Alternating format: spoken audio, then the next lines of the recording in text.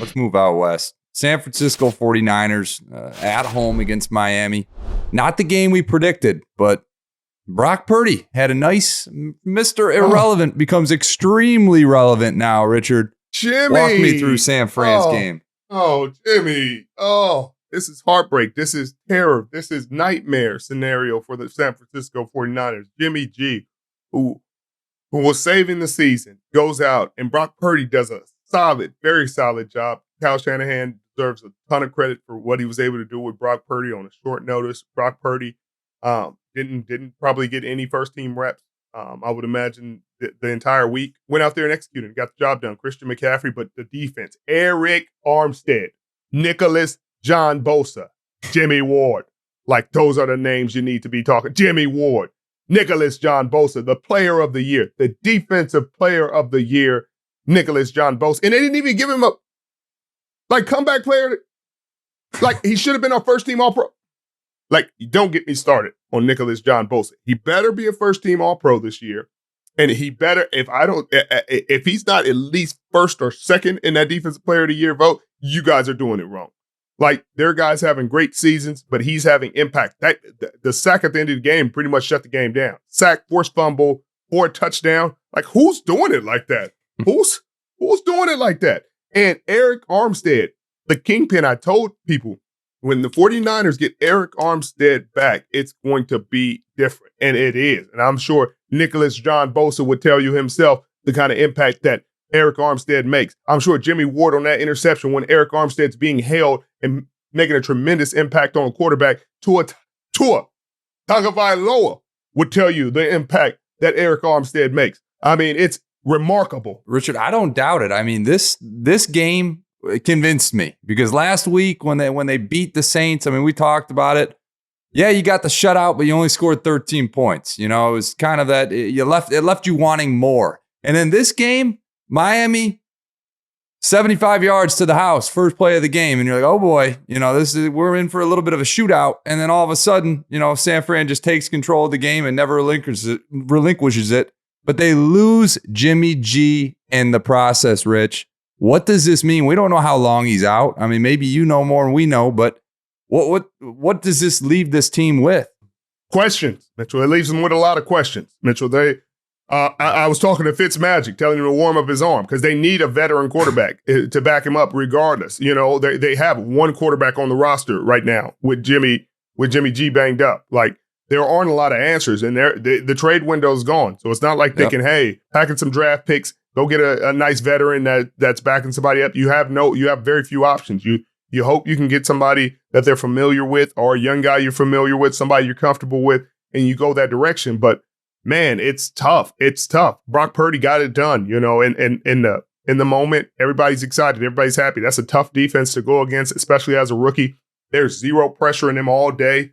Like, they're playing man-to-man in the back end, but you got to come up with answers. You know, you have to have a backup quarterback. Right now, I don't know what they do. No. Well, it's going to be, the questions are, and we're just now getting word that Jimmy G broke his foot, Richard, live on air right now. Jimmy G with a broken foot. San Francisco is going to have questions that they're going to need to answer, and they're going to need to answer them quickly because they have a championship team. This quarterback position is, I feel so bad, Rich, but this is, I don't even know what to say. I want your reaction. He's out for the season.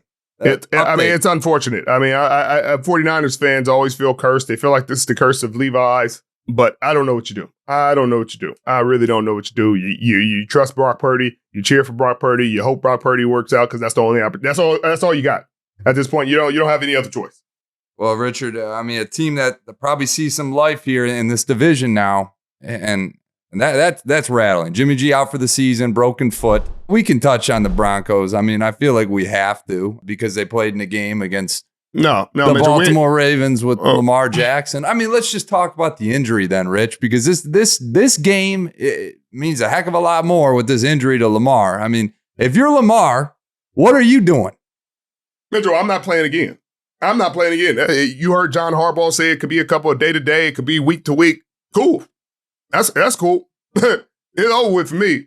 I'm healed up. I'm going to heal up, baby. Y'all Y'all go ahead and figure it out. I'll talk to y'all in the offseason when it's time to pay. Y'all get your checkbook out because y'all didn't want to give me any kind of security. So seeing as I'm hurt, I don't want to make this more severe. So I'll vote with you. I'm out. Mitchell. I'm out. I got nothing else for you. I did my best. Good luck to y'all. Y'all boys, go get them. Go get them. Because and if I'm Ravens management, hey, I just won with Tyler Huntley behind center, you know? I mean, we got a chance without you. It don't matter. All right. Mitchell. All right. Okay, go with that plan. Y'all go do it. I'm going to go rehab over here. And I see y'all September-ish. Okay, unless y'all want to pay. Y'all don't want to pay, I see y'all in September. If y'all don't call me unless y'all calling me with the money. I'm not talking about stacks of money to my ear. Hit my agent. Make sure it's guaranteed. This guy needs to get paid right now. Baltimore is 8-4. They got a lot of life in the rest of the season, and they snuck one out. Thankfully, they're playing Denver.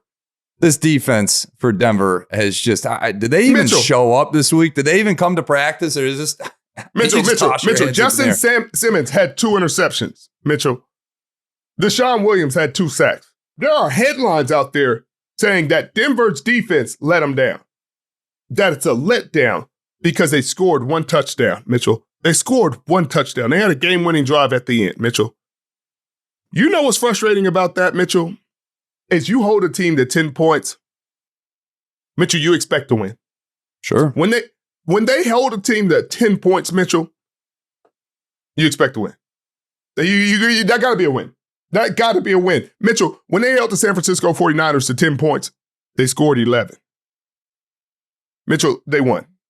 But if you're gonna score 9 points, you bet that needs to not be a headline at all talking about a defense at all. Like what you need to be talking about is 9 points. Because next week, they got Patrick Mahomes twice before this season ends, Mitchell. They played him twice. Score 9 points if you want to. Score 9 points if you want to, Mitchell. You gonna get laughed off that field. And they upset. They just lost to the Cincinnati Bengals. They're coming into this game with a chip on their shoulder. I got to ask a difficult question because I feel like you said some people are going to start getting fired. How much longer does Nathaniel Hackett have? I don't know, Mitchell. Because who you gonna hire after him? This isn't gonna be a desire. You're not getting Sean Payton to come out of retirement to coach this team. You could get him potentially to coach this defense, but you're not feeling good about an offense because you're not seeing like, okay, I could see how this could work out. I could see like they're stuck. They're stuck like Chuck. So is D'Amico Ryans, who's gonna be a head coach next year, does he take this job? Like, can you even fire the D coordinator? You can't. You can't fire him with the way that defense is playing. Heck no. No. But would he take the head coaching job? I don't know. Like, so you ask when they're going to fire Nathaniel Hackett. How does that solve anything? What does that solve? Fire him. Okay. What you going to do now? There's some magic. Like, the grass isn't always greener on the other side, Mitchell. And right now it's looking like artificial turf. The Broncos have scored 11 points or less in 6 of their 12 games this season and have scored a whopping 45 total points in the last 4 games.